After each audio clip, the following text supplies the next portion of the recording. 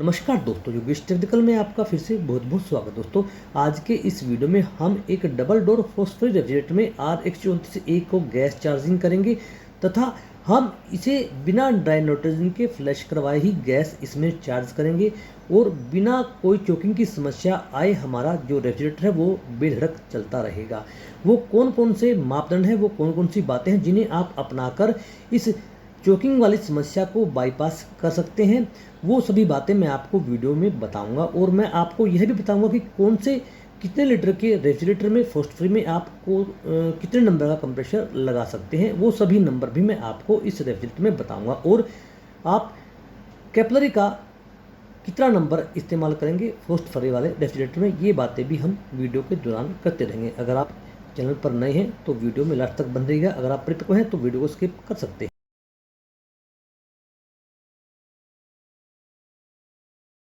तो दोस्तों, वीडियो में चलने से पहले मैं आपको यह बता देना चाहता हूं कि जब भी आप कोई कंप्रेसर उसी नंबर का ना लगा पाएँ और दूसरे नंबर का कंप्रेसर लगाएं तो सबसे पहले आपको एक बात अवश्य ध्यान रखनी चाहिए कि वो कंप्रेसर उतनी ही कैपेसिटी का होना चाहिए जो कंप्रेसर आप दूसरी कंपनी का लगा रहे हैं। इसलिए उस डाटा को पहले वेरीफाई कर लीजिए और उसकी जो सेक्शन है कंप्रेसर की, अगर वो अलग जगह लगी हुई है यानी कि दूसरे सिरे पर लगी हुई है तो आपको वो सेक्शन चाहे पाइप एक्स्ट्रा लगाना पड़े तो सेक्शन उसी को बनाएं। आप ऐसा ना करेंगे कि जो सेक्शन आपके फ्रिज के नीचे आई हुई है और जो सिरा कंप्रेसर का उस तरफ है आप उसी को सेक्शन ना बनाएं। सेक्शन उसी को बनाएं जो उस कंप्रेसर में सेक्शन चिन्हित की गई हो।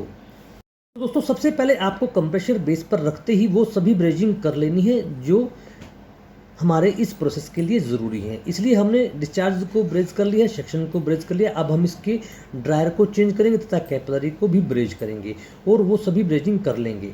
मैं आपको एक बात यहाँ अवश्य बता देना चाहता हूँ कि जो भी ब्रेजिंग का प्रोसेस है वो आपको काफ़ी धैर्य से करना है और आपको फुल प्रूफ ब्रेजिंग करनी है। ब्रेजिंग में आपको जल्दबाजी नहीं करनी है, इसलिए आपको इसे अपनी फाइल से या फिर एमरी पेपर से हर उस पॉइंट को साफ करके ही ब्रेजिंग करनी है और बिल्कुल तसल्ली बख्श ब्रेजिंग करनी है, क्योंकि हम हमारे इस यूनिट में कोई भी प्रेशर नहीं भरेंगे किसी भी कंप्रेसर के द्वारा, यह आपको जान लेना चाहिए। तो दोस्तों, आपको एक बात और मैं बता देना चाहता हूँ, आपको वीडियो देखने के साथ साथ मेरी बातों को ध्यान से सुनते भी रहना है, तभी आप इस वीडियो में सामंजस्य बिठा पाएंगे। अब हम ड्रायर को ब्रेज कर रहे हैं, हम इसमें नया ड्रायर इस्तेमाल कर रहे हैं, इसलिए आप हमेशा RX34A के साथ काम करते हुए ड्रायर का ही इस्तेमाल करें।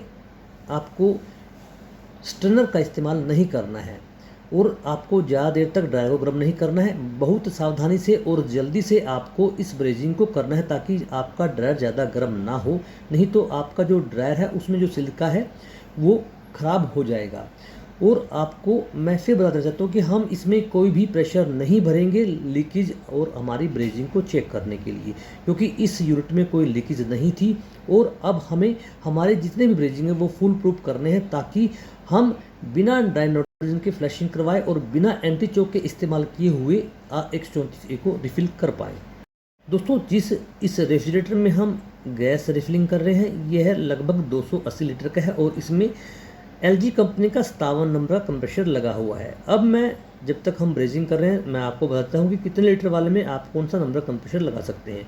अगर आप 210 लीटर से लेकर 230 लीटर तक के फ्रिज में कंप्रेसर लगाने जा रहे हैं तो आप MA53LBJG कंप्रेसर लगा सकते हैं या फिर MA53LHJG लगा सकते हैं। और अगर आप 280 लीटर में कंप्रेसर लगाने जा रहे हैं तो आप MA57LBJG लगा सकते हैं या फिर MA57LHJG कंप्रेसर लगा सकते हैं LG कंपनी का। अगर 300 से 350 लीटर तक के रेफ्रिजरेटर में कंप्रेसर लगा रहे हैं तो आप MA62LBJG या फिर MA62LHJG कंप्रेसर लगा सकते हैं। 390 लीटर में आप MA69LAEG कंप्रेसर लगा सकते हैं या फिर MA69LHEG कंप्रेसर लगा सकते हैं। और 400 लीटर में आप MA69LAEP कंप्रेसर का इस्तेमाल कर सकते हैं। और 360 से लेकर 450 लीटर तक के रेफ्रिजरेटर में आप MA72LBJG या फिर MA72LHEG कंप्रेसर लगा सकते हैं। सभी LG कंपनी के हैं। दोस्तों, हमने सभी ब्रेजिंग को कंप्लीट कर लिया है। अगर आपने ध्यान से वीडियो को देखा होगा तो मैंने एक भी बार कंप्रेशर को नहीं चलाकर देखा, जैसा हम अनमोनन सभी टेक्नीशियंस करते हैं। जैसे ही हम डिस्चार्ज का ब्रेजिंग करते हैं तो हम कंप्रेशर को चलाकर देखते हैं या फिर हम उसी कंप्रेशर से फ्लैशिंग करवाते हैं। आपको ऐसा नहीं करना है, कंप्रेशर को एक बार भी चलाकर नहीं देखना है, यह आप जान लीजिए। क्योंकि दोस्तों जब भी हम कोई कंपनी का नया कंप्रेशर लगाते हैं तो वो लगभग पूरी तरह से चेक किया हुआ ओके टेस्टेड कंप्रेशर होता है। इसलिए आप इस संशय में ना रहें कि यह कंप्रेशर खराब तो ना होगा। इसलिए आपको कंप्रेशर बिल्कुल भी नहीं चलाना है और उसी कंप्रेशर से फ्लैश भी नहीं करवाना है, तभी आप इस कार्य में सफल हो पाएंगे, बिना फ्लैशिंग के, बिना ड्राई नाइट्रोजन के फ्लैशिंग के और बिना एंटी मोसिक डाले हुए। अब हमने वैक्यूम की प्रक्रिया को शुरू कर दिया है। अब मैं वैक्यूम को कुछ देर के लिए होल्ड कर रहा हूं, ताकि अगर इसमें कोई लीकेज होगी तो मेरा वैक्यूम ब्रेक हो जाएगा। यही वो तरीका है जिसके द्वारा आप बिना प्रेशर डाले लीकेज को चेक कर सकते हैं, क्योंकि अगर हम दूसरे कंप्रेसर से प्रेशर डालेंगे तो उससे हमारे सिस्टम में नमी और मॉइस्चर चला जाएगा। हमने हमारे सिस्टम को चेक कर लिया है, हमारा वैक्यूम ब्रेक नहीं हुआ और हमारा पूरी तरह से सही वैक्यूम हुआ है। मैं आपको यह बता देना चाहता हूं कि आपको फ्लैशिंग नहीं करवानी, आपको किसी अन्य कंप्रेसर से प्रेशर नहीं भरना अगर आपके पास ड्राई नाइट्रोजन नहीं है, और आपको वैक्यूम को होल्ड पर रखकर ही लीकेज को चेक करना है। यह ज़रूरी हो जाता है। अगर इसमें कोई लीकेज होगी तो आपको अवश्य ही वैक्यूम के ब्रेक होने से उसका पता चल जाएगा। इसलिए आपको थोड़ा पेशेंस अवश्य रखना होगा। उसे होल्ड पर हम 15 मिनट से लेकर 20 मिनट तक रख सकते हैं। अगर कोई माइनर लीकेज होगी तो उससे हमें पता चल जाएगा।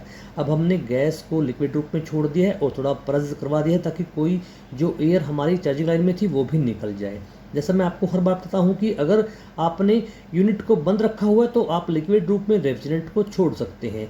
अगर कंप्रेसर चल रहा हो तो कोशिश कीजिए कि आप वेपर रूप में ही हमारी रेफ्रिजरेंट को छोड़ें, क्योंकि हमारा जो कंप्रेसर है वो वेपर को कंप्रेसर करने के लिए ही बनाया गया है।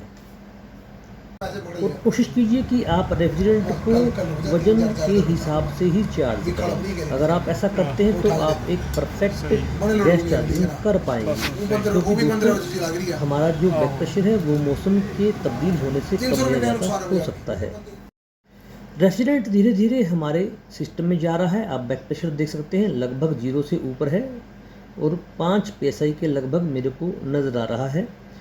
मैं आपको फिर बता देना चाहता हूँ कि बैक प्रेशर, जैसा आजकल हमारा मौसम है, नमी काफ़ी ज़्यादा है मौसम में, तो इसलिए कम या ज़्यादा हो सकता है। इसलिए आप वज़न के हिसाब से ही उस फ्रिज में रेफ्रिजरेंट को चार्ज करें तो अच्छा रिजल्ट आप प्राप्त कर पाएंगे। कूलिंग आना शुरू हो चुकी है। हम लास्ट तक इसके बैक प्रेशर को और इसकी कूलिंग को चेक करेंगे। दोस्तों रिफिल हमारा रेफ्रिजरेंट धीरे धीरे हो रहा है। अगर आप 200 लीटर में कैपिलरी लगाना चाहते हैं तो आप 0.036 कैपिलरी का इस्तेमाल कर सकते हैं, और अगर 300 लीटर वाले में लगाना चाहते हैं तो आप 0.042 कैपिलरी का इस्तेमाल करेंगे। बैक प्रेशर हमारा लगभग 5 psi के आसपास हो गया है। कूलिंग भी धीरे धीरे बढ़ रही है। हमने इसे किसी भी चीज़ से फ्लैशिंग नहीं करवाया है। और जैसा आपको पता ही है कि आजकल का जो मौसम है उसमें नमी की मात्रा काफ़ी ज़्यादा है, इसलिए हम सभी टेक्नीशियंस एंटी मॉइस्चर का इस्तेमाल करते हैं, जो कि एक गलत प्रक्रिया है। क्योंकि दोस्तों एंटी मॉइस्चर हमारा जो कंप्रेसर होता है उसकी जो वाइंडिंग होती है स्टेटर की, उसकी जो पॉलिश होती है उसे ख़राब कर देता है, जिससे हमारा कंप्रेसर जल्दी शॉर्ट हो जाता है। इसलिए हमने हमारे इस यूनिट में एंटी मॉइस्चर का इस्तेमाल नहीं किया है, यह भी मैं आपको बता देना चाहता हूँ। और हमारा रेफ्रिजरेटर पूरी तरह से सही चल रहा है। आप देख सकते हैं कि इस वक्त में जो हमारा ऊपर फ्रीजर है वो बिल्कुल सही प्रकार से कूलिंग कर रहा है। आप इसमें उठती हुई भापों को भी देख सकते हैं। अभी आप हुई है हमारा नीचे वाला कंपार्टमेंट है, यह भी पूरी तरह से सही कूल कर रहा है, यानी कि हमारा रेफ्रिजरेटर सही प्रकार से काम। तो दोस्तों हमारा जो अभी रेफ्रिजरेटर है वो पूरी क्षमता से कूलिंग कर रहा है, बिना किसी एंटी चोक के इस्तेमाल किए हुए, बिना फ्लैशिंग करवाए हुए। सिर्फ आपको इन सभी बातों का ध्यान रखना होगा जब भी आप किसी रेफ्रिजरेटर में RX-34 को रिफ़िल करें। ये मॉइस्चर के प्रति काफ़ी संवेदनशील है, इसलिए कोशिश कीजिए कि अगर आपके पास ड्राई नाइट्रोजन नहीं है तो आप कंप्रेसर को ज़्यादा देर खुला ना छोड़ें। जैसे ही आपने कंप्रेसर के स्टॉपर हटाए तभी आप उसके ब्रेजिंग प्रोसेस को पूरा कर लें। कोई अन्य प्रेशर ना भरें अपने कंप्रेसर में। अगर आपके पास ड्राई नाइट्रोजन नहीं है, कंप्रेसर को चलाकर फ्लैशिंग ना करवाएं अगर आपके सिस्टम में कोई लीकेज नहीं है तो। इसलिए यह ज़रूरी नहीं है कि आपको वो फ्लैश ही करवाना है। अच्छा वैक्यूम करें, वैक्यूम को कुछ देर होल्ड रखें, वैक्यूम की टाइमिंग को थोड़ा बढ़ा दें। अगर आप ये सभी बातें आजमाएंगे तो मैं दावा करता हूँ कि आपका सिस्टम कभी भी चोक नहीं होगा।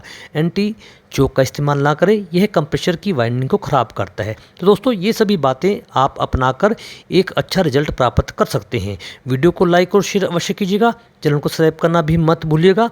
मैं आपके लिए आगे भी ऐसे ही ज्ञानवर्धक वीडियो आपके लिए लाता रहूँगा और आप मेरे को फेसबुक, ट्विटर, इंस्टाग्राम पर भी उपलब्ध पा सकते हैं। धन्यवाद दोस्तों।